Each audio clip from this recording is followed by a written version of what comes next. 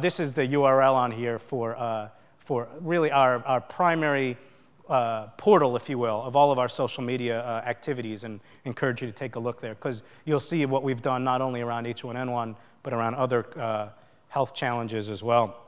Of course, with the initial outbreak and the enormous news coverage it generated, our website and many others have gotten enormous response. We went from probably on average of 10 to 14 page views per month to now we're approaching, today actually, we're approaching almost 500 million page views of cdc.gov since the beginning of the outbreak in April.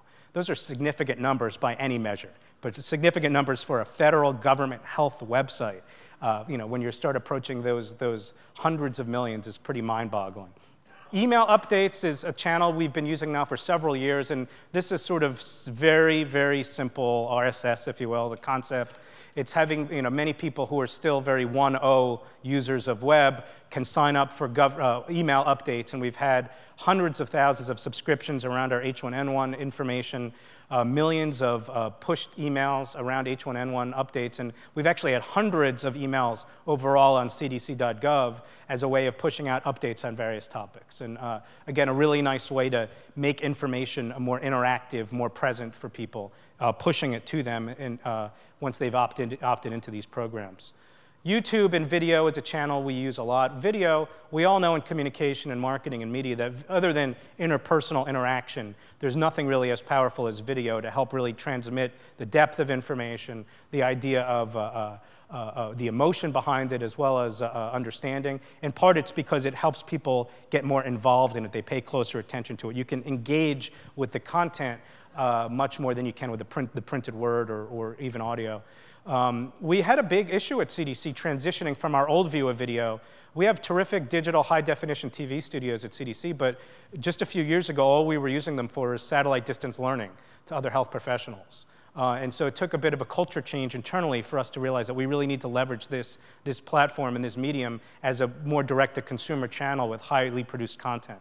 So we came out with the CDC TV video series, which you can all get off of cdc.gov/cdctv. We have a YouTube channel. But it really wasn't until H1N1 that we really captured a much, much larger audience. We're very proud of the fact that for 1 week back in late April, early May, we had a top 10 viewed video on YouTube.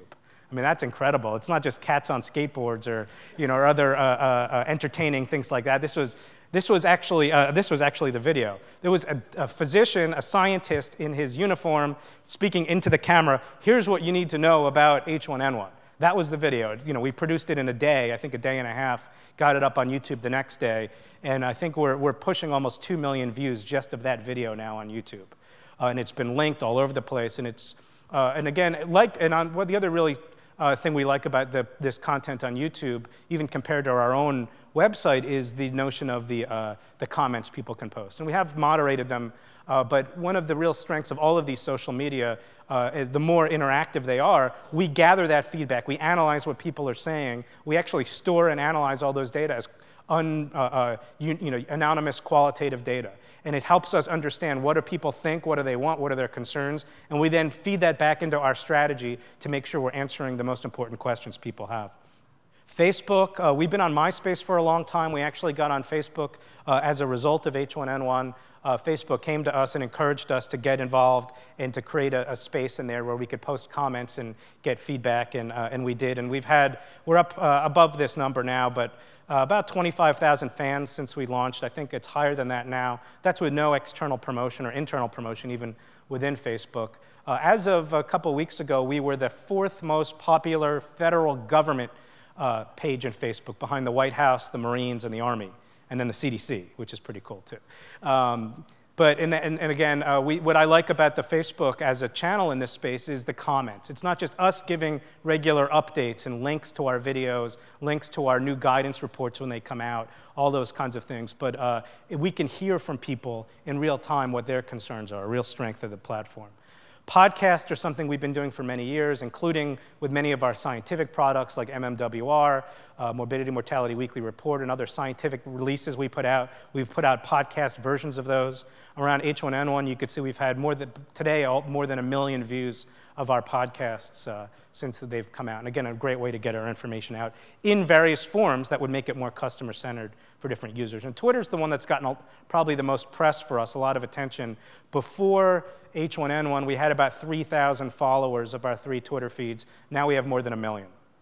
It's more than 1 million followers of CDC Twitter feeds, which is, again, I mean, unbelievable numbers when you think about this kind of the kind of work we do. And what we really stress with the Twitter posts is we take a very strategic view of what we post. We try not to overburden people with information that's not timely. When there's new guidance and new materials, we put that on. We often use links, short links, for people to click through to get more information. And we track the number of click-throughs we get on various topics and use those to improve how we write our tweets, so to increase the number of people who are likely to click through. I was asked today or yesterday by someone, can you tweet us when the vaccine's available? And my answer to that was, unfortunately, we can't, because in the US, the way vaccine distribution works is it's a state or local phenomenon. So the federal government's involved in the creation of it and the overall distribution, but ultimately it's a state or local initiative to decide when and how to make it available once they get it.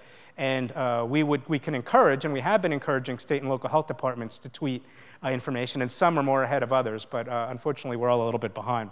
Widgets, I mentioned already. We've done a lot of different widgets, both around H1N1 and other issues as well. We're over 4 million views of our H1N1 related widgets since April. We've done virtual world work. We have an island in Second Life, and I did a live media event with Glenn Nowak from CDC in Second Life, where we spoke to global journalists in Second Life and from our avatars here. This is our small step into UGC, user-generated content, with health e-cards, because there's a scientific health message in an image, but there also is the ability for people to tailor it with their own information to share with a peer or loved one, a friend, et cetera. And again, you could see we've had thousands of those shared. And we just launched a mobile activity. We think mobile and cell phones and mobile and smartphones are an incredibly important platform in public health for communicating and reaching many different people. And mobile has so much need and potential, especially because it crosses so many divides that broadband, home broadband doesn't, but also because it's always on your hip, it's always on your body, and so you can get those highly relevant messages to people at the right time in their lives to make informed decisions.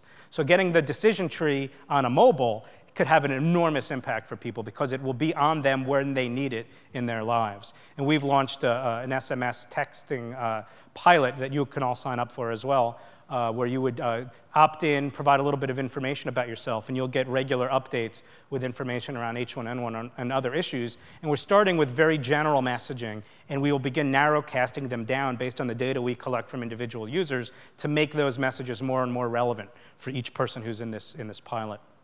So this is, in summary, all of the areas and things we've been doing around H1N1 for social media. We really feel that it is cutting through. The data we've collected so far shows very positive reach and response from the public, not teasing out social media from other media, but overall, we've gotten some very favorable data showing that people are, in fact, paying attention. They are taking specific steps in their lives to reduce their risks.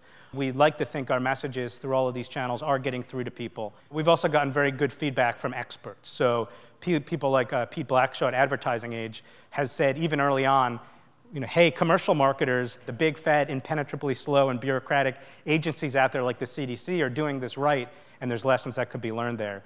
Others, the Post, NPR, and many, many others have commented about the fact that the federal government gets it, in the sense that when it comes to communicating with the public in a multi-directional way, the government, at least around H1N1, has gotten it. So in conclusion, even using these platforms, it's critical that we apply our best practices. The tail can't wag the dog. We need to use the science and the evidence to inform our strategy. We need a lot more research and evaluation on this, and we encourage the researchers in the room to help us and to do more. And most importantly, my message to all of you in closing is for all of you personally to make sure you get immunized, you get vaccinated for yourselves, for seasonal flu. If you're in one of the recommended groups for the H1N1 flu vaccine, when that becomes available, we encourage you to do the same. So with that, thank you very much.